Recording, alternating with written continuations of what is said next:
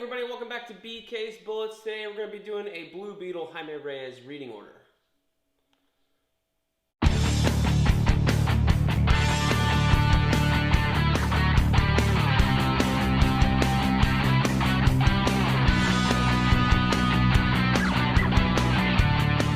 Hey everybody, welcome back to BK's Bullets. As always, I'm your host, Brent, and today we're going to be doing a Blue Beetle Jaimé Reyes reading order to celebrate the release of the trailer and his new movie coming out in August.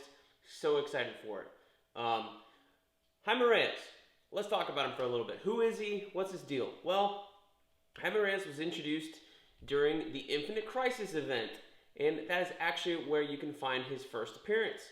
So he's a Latino teen living in El Paso, Texas, and he's actually first introduced here in Infinite Crisis number 5. When Infinite Crisis number 5 was solicited, this character, this Blue Beetle by Jim Lee here, was blacked out, so we didn't know what he looks like.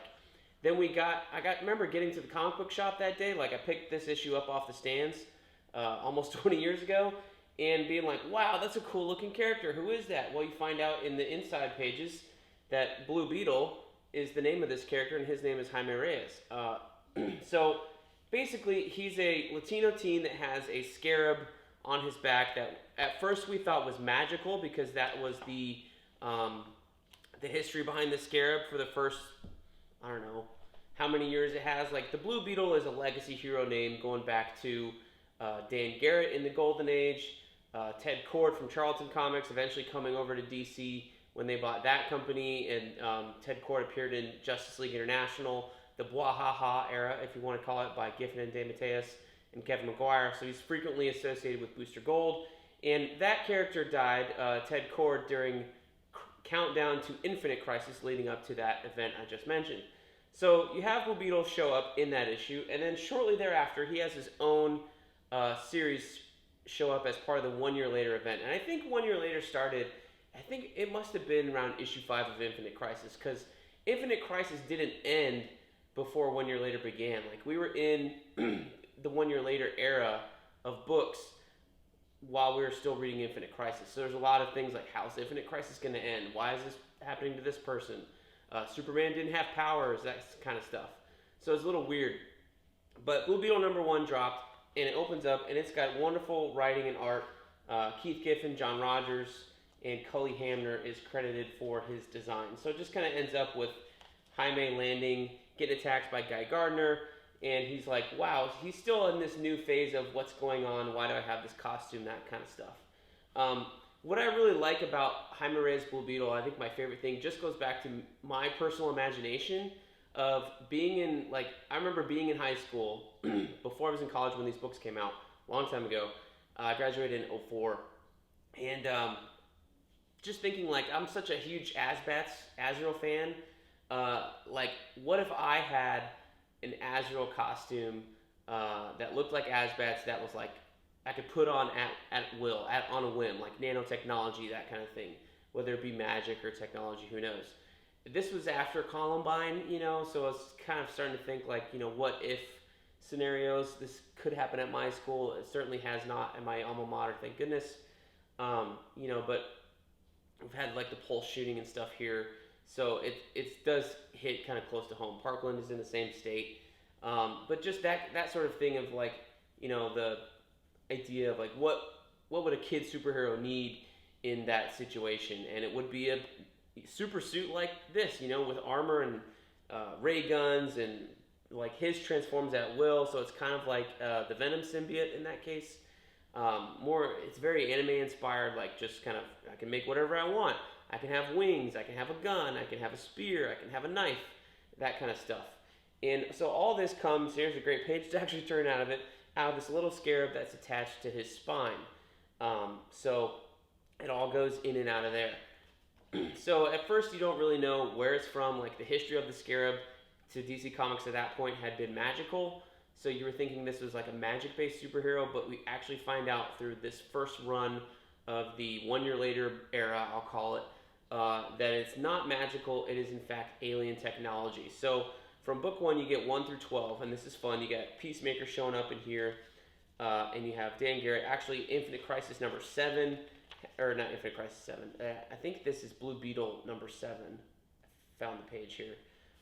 This cover right here is kind of tells the story of him having that encounter with Infinite Crisis from Jaime's perspective of like what happened.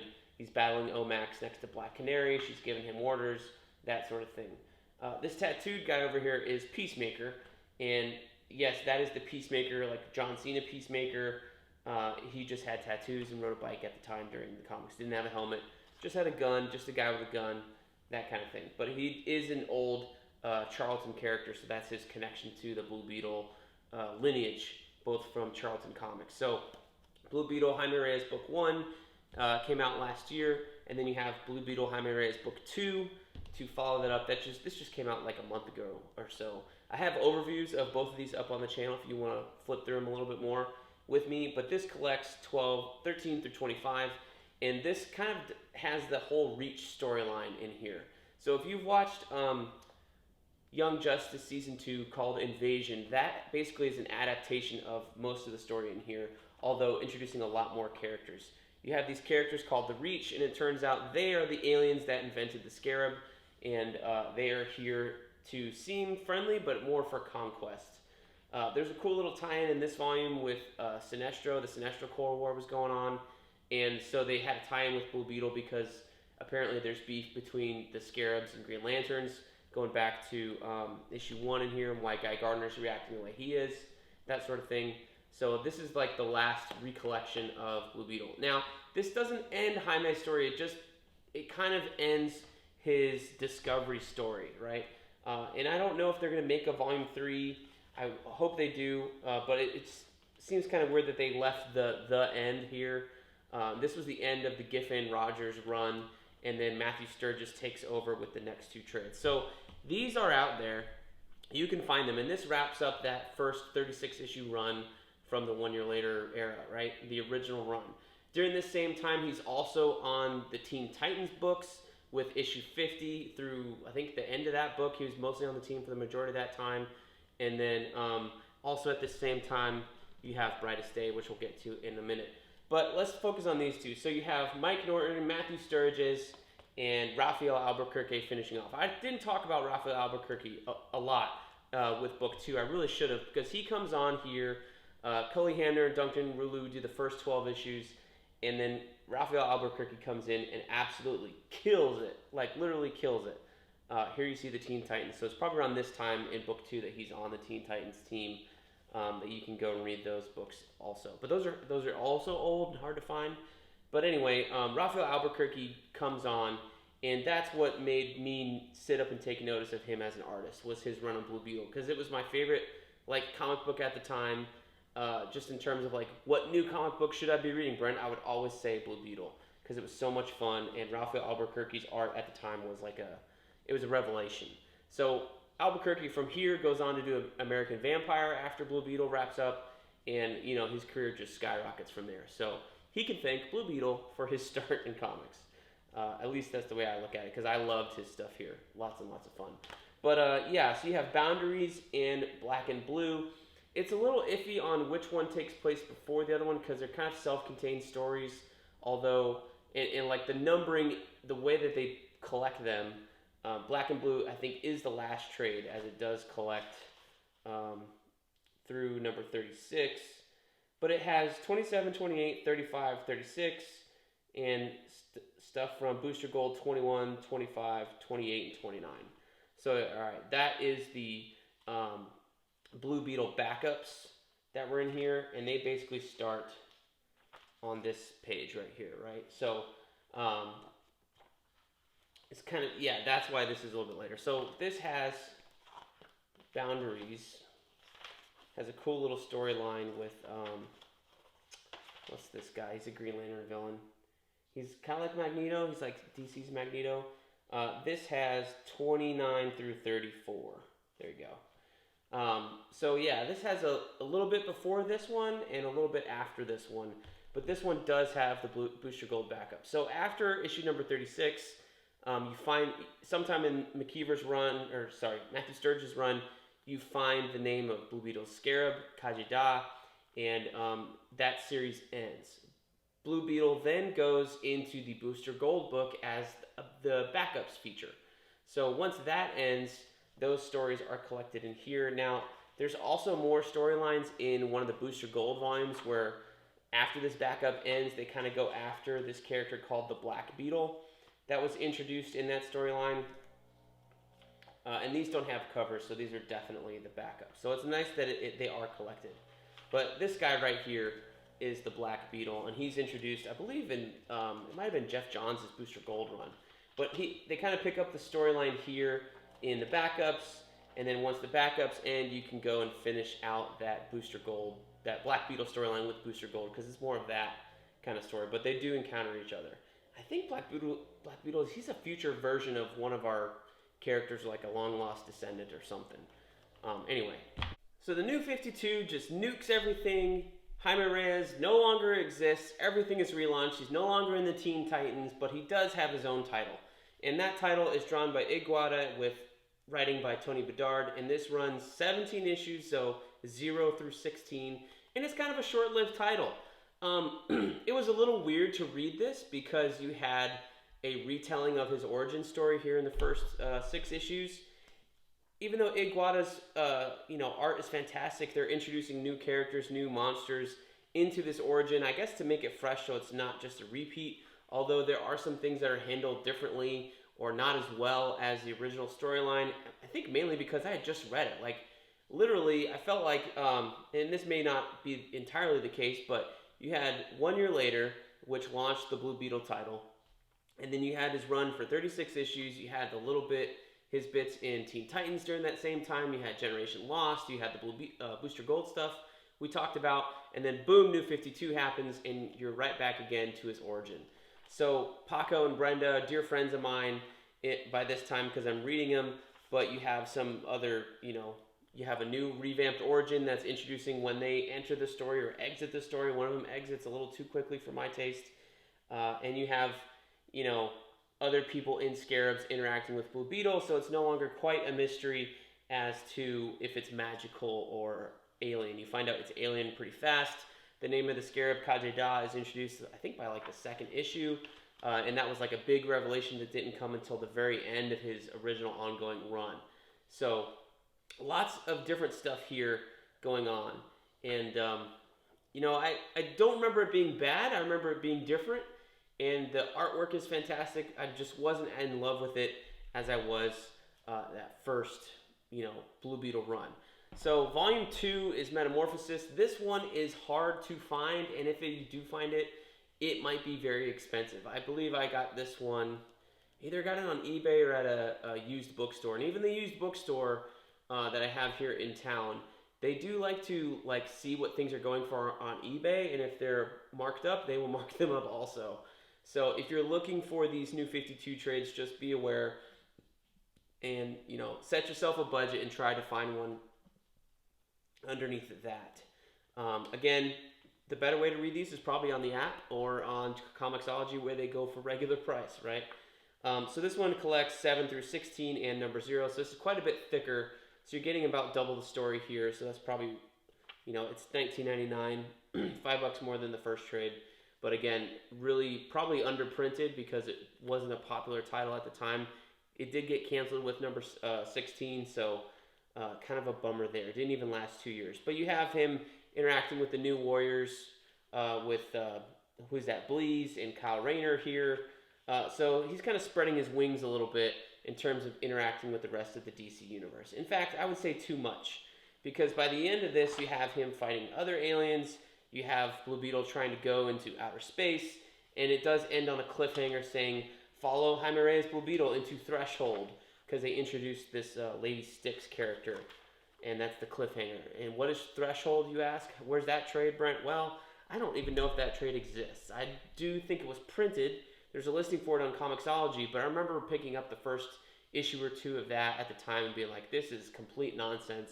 It's a whole bunch of space characters jammed together. They were trying to do something, and I don't know that they were particularly successful. In fact, Blue Beetle kind of died on the vine at that point. Didn't really have a bunch of, comic appearances or anything like that. It just kind of ended there until we got Rebirth. And at this time, the Rebirth Initiative, I believe this was 2015, 2016, and you got a new title here You got Keith Giffen coming back to the book from the original run, and you have Scott Kolins of Flash fame doing a majority of the art in this book.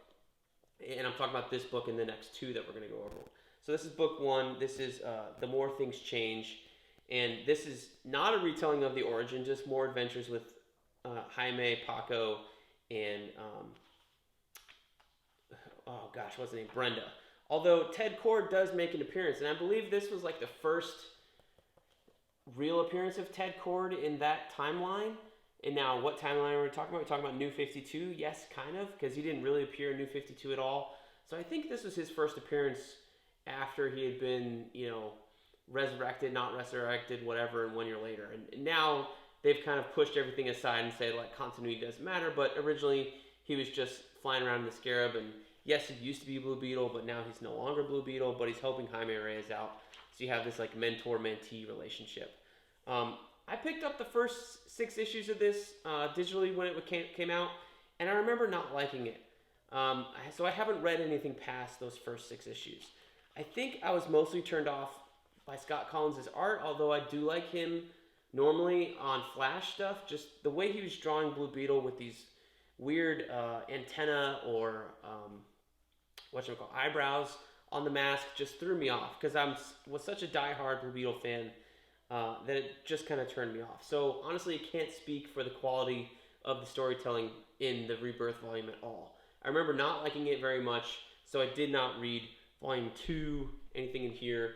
This is 6 through 12, and I did not read anything here in 13 through 18. And this has a new writer, Christopher Sabella, and Scott Kolins, and Romulo Fajardo Jr. on the art. So it looks like a lot of Scott Kolins in here also. So yeah, it looks like Scott Kolins sticks it all the way through. So good for him. But man, just the design on that Blue Beetle for him with the antenna and the eyes, it always threw me for a loop, because it was just a little bit different from the way he was designed originally. So that was my one big nitpick. You know what I mean? They made him, he kind of had more of a Spawn look on the blue here, and then you get to Scott Kolins, and Scott Kolins is like, no. Their fucking antenna, their eyebrows. It's just bizarre. So yeah, that was in the pupils in the eyes. Didn't really jive with me. Don't remember Jaime having that before. So yeah, just the way that the art turned out just did not jive with me. So I kind of dropped it here. Blue Beetle hasn't really been seen a lot since. He's been in the Injustice 2 game and stuff like that, but it's not until this movie started getting some, spun up here, that DC decided to have a new comic book with him. So I don't have that trade. It's not out yet. It comes out in August, right before the movie, but it's called Blue Beetle Graduation Day. Now, I do remember seeing, every year or two, DC will have, a March Madness tournament of new miniseries they want to launch, and one will win, and usually it's, the most popular character. But Blue Beetle Graduation Day, I remember seeing it on that one of these March Madness lists. And I think eventually they all do get published. I don't know, not all of them per se, but a good majority of them do. I remember Robin's or Tim Drake Robin being on the list, and that's finally getting published if it's the same concept. But Graduation Day, I remember that title, and it is now being published as a 6-issue miniseries. I've read 1 through 5. 6 is not out yet, but I can say they're phenomenal, and it's back to the fun-loving Blue Beetle that I remember. This time they're moving him out of El Paso and into Palmera City, which is where the new movie takes place. So I don't know if that's from the writer or from the film, but they're moving him into a bigger city, I guess, to give him more adventures. Graduation Day, again, he's graduating high school, he's getting a job, that sort of thing. So we're moving Jaime Reyes out of the high schooler superhero era into a more adult era. So that's fun. And the fun part about this Graduation Day book is that they're introducing other colors of scarabs. There's a yellow scarab and a green scarab. I don't remember exactly what they all mean yet. But at the same time, you have the Reach coming in, and the Justice League is telling Jaime to stay away and, let them handle it. And he's like, no way, man, I'm going to handle this. And he's kind of messing everything up. So it's just fun, antics, I guess you would say. The art here is also fantastic. It's very much in the vein of the recent Azrael miniseries. If you've read that, not Iguata, not Cully Hamner, where it's super detailed, or Scott Kolins, your traditional comic book art.